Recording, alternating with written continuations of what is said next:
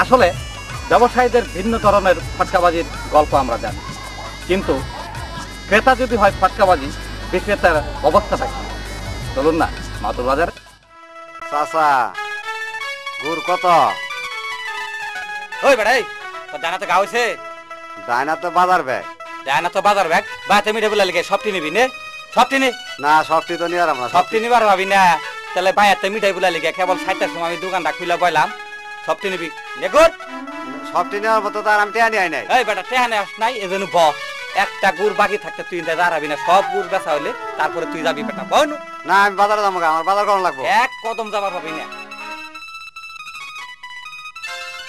চাচা চাচা মিঠাই কত কইরে?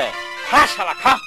শালারা তোর বাড়ি ই পারা না, শালারা উদ্দহন আটা খা, উদ্দহন নুন খা, উদ্দহন মিঠাই খা।